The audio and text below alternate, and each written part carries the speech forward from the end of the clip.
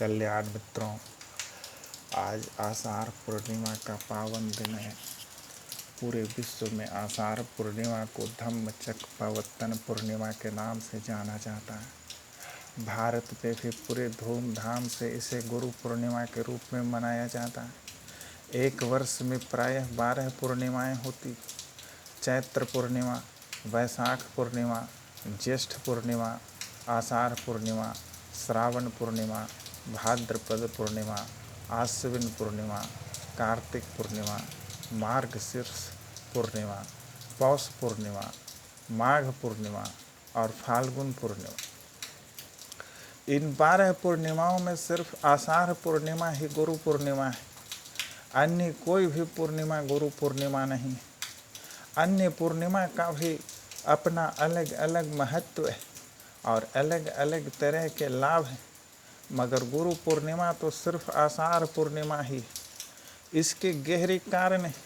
आषाढ़ पूर्णिमा से ज़्यादा खूबसूरत पूर्णिमाएँ हैं, लेकिन गुरु पूर्णिमा सिर्फ आषाढ़ पूर्णिमा ही है, कोई और पूर्णिमा नहीं। गुरु पूर्णिमा तो एक श्रेष्ठतम घटना है और यह घटना तब घटती है जब गुरु पूर्णिमा जैसा होता है और शिष्य आषाढ़ जैसा। जैसे आषाढ़ पूर्णिमा का चांद काले काले बादलों से घिरा हुआ होता है, वैसे ही गुरु भी अंधकार से घिरे हुए शिष्यों से घिरा हुआ होता है। जो गुरु है वह पूर्णिमा है और जो शिष्य है वह आषाढ़ है।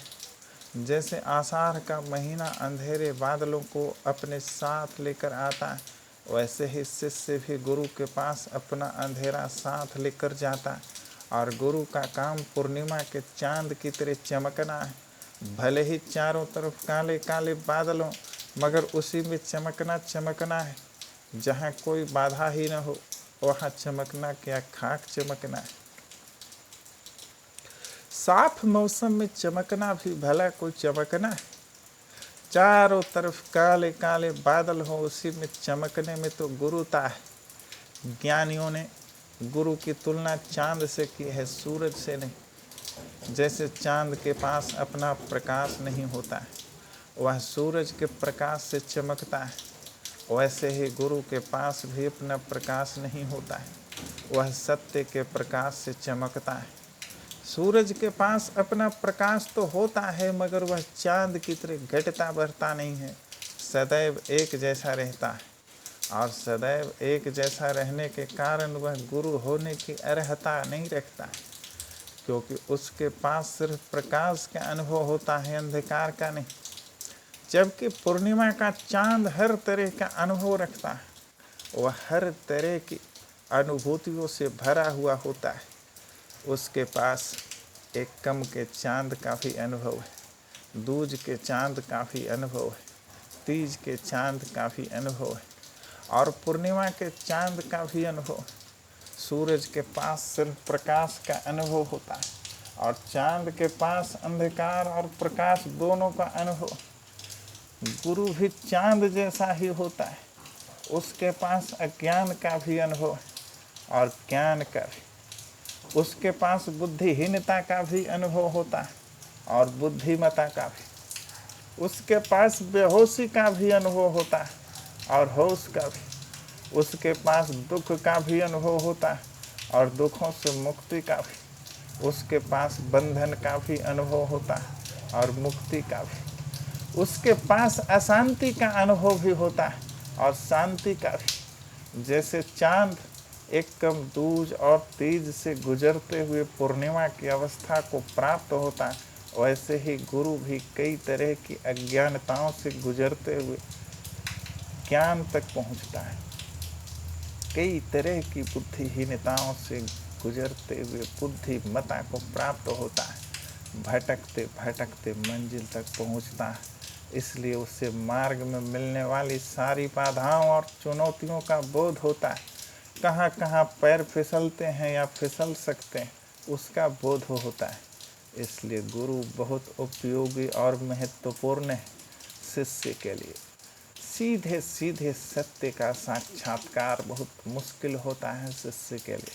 उसे एक ऐसे गुरु के सहारे की ज़रूरत होती जो बिल्कुल शिष्य जैसी अवस्था, अज्ञानता, बुद्धिहीनता और बेहोशी से गुजरते हुए संबोधि की अवस्था तक पहुंचाओ, ताकि उसका संपूर्ण मार्गदर्शन कर सके। इसलिए जब शिष्य आचार्य जैसा हो जाए और गुरु पूर्णिमा जैसा, तो स्वतः ही गुरु पूर्णिमा रूपी घटना घट जाती।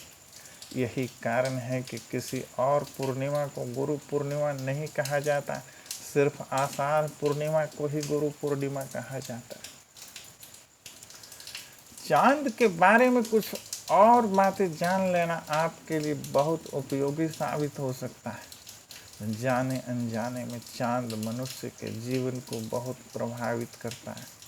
चांद के हर आकार का हमारे जीवन में अलग अलग महत्व है और अलग अलग तरह से हमारे जीवन को प्रभावित करता है।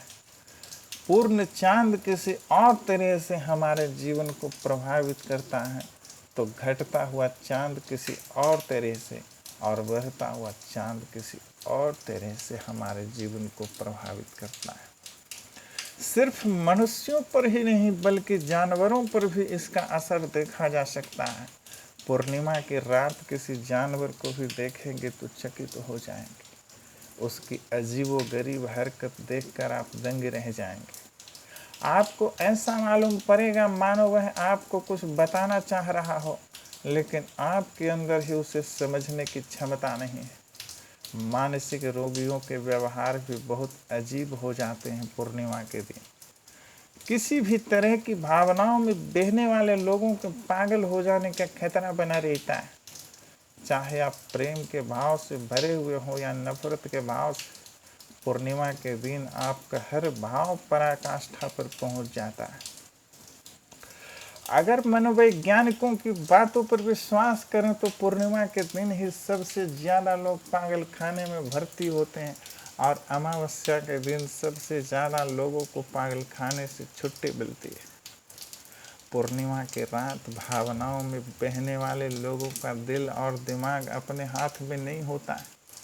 ऐसा मालूम पड़ता है मानो उन्हें कोई और संचालित कर रहा हो। अन्य दिनों की अपेक्षा किसी व्यक्ति के अंदर पूर्णिमा के दिन के बदलाव को साफ साफ महसूस किया जा सकता है। यह परिवर्तन सिर्फ एक संयोग नहीं है, बल्कि इसके वैज्ञानिक कारण है। आपने देखा होगा कि पूर्णिमा की रात में गुरुत्व बल के कारण समुद्र की लहरों में प्राकृतिक उछाल आता है। मनुष्य का शरीर भी समुद्र से कोई अलग नहीं, बल्कि समुद्र जैसा ही। मनुष्य के शरीर में 70% जल की मात्रा है। इस वजह से पूर्णिमा की रात में जैसे समुद्र का पानी उछाल मारता है, वैसे ही मनुष्य के शरीर का पानी भी उछाल मारता है। मनुष्य की भावनाएं उछाल मारती है, उसका प्रेम उछाल मारता है, उसकी नफरत उछाल मारती है। इसलिए अगर पूर्णिमा की रात का सकारात्मक उपयोग किया जाए तो यह बहुत चमत्कारी लाभ हो सकते हैं। पूर्णिमा की रात का सकारात्मक उपयोग एक रंग को राजा बना सकता है, एक बीमार व्यक्ति को स्वस्थ बना सकता है और एक बुद्धू को बुद्ध बना सकता है। इसी तरह से घटता हुआ चांद भी अनेक तरह से मनुष्य के जीवन को प्रभावित करता है। घटता हुआ चांद मनुष्य को ऐसी शक्ति प्रदान करता है जिससे वह किसी भी चीज को छोड़ने में सफल हो जाता है।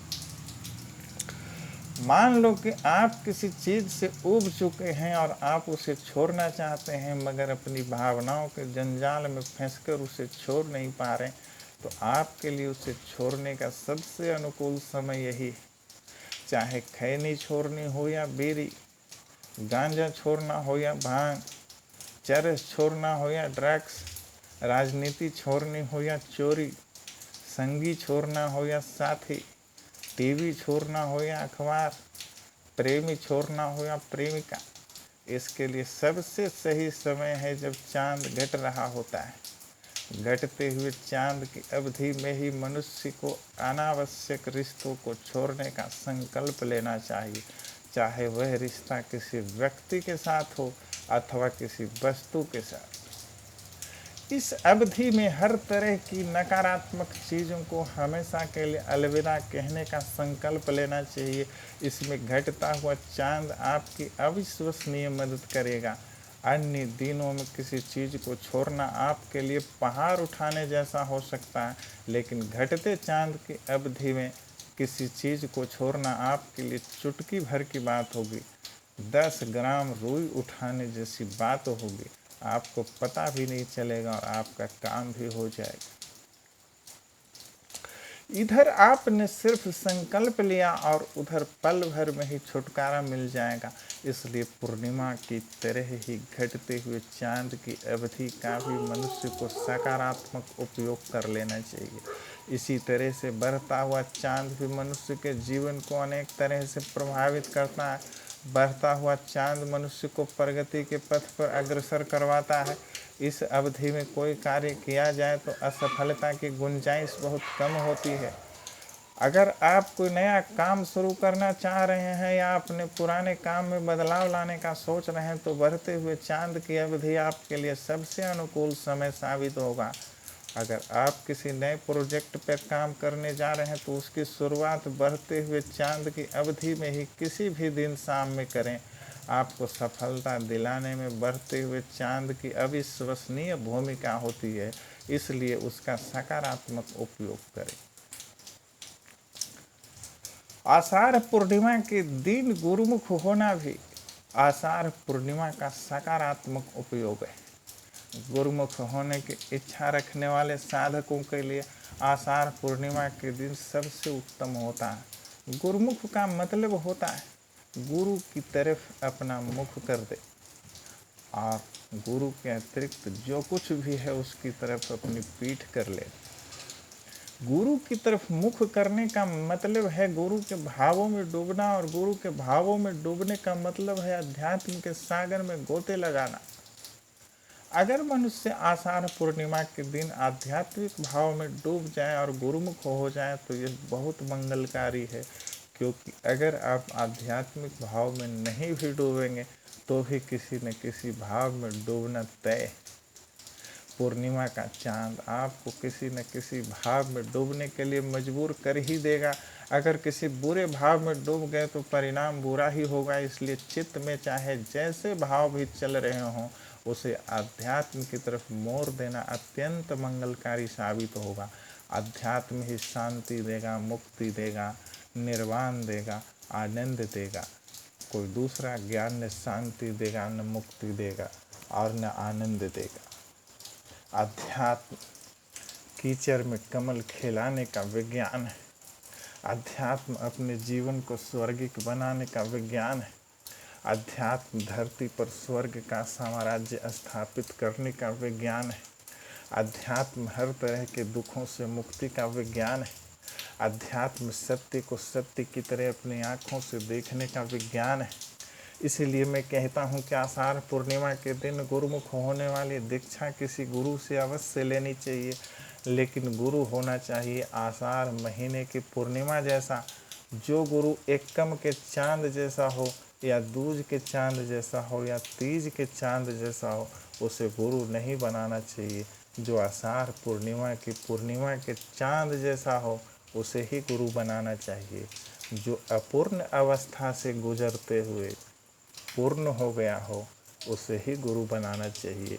पूर्णता को प्राप्त गुरु की तरफ पूरा मुख की जगह आधा मुख करना भी अत्यंत मंगलकारी, वह भी बहुत तरह के अधर्मों से बचाता है। गुरु की तरफ पूरा मुख करने का मतलब है पूरी तरह से अधर्म से बचना, और आधा मुख करने का मतलब है आधा बचना।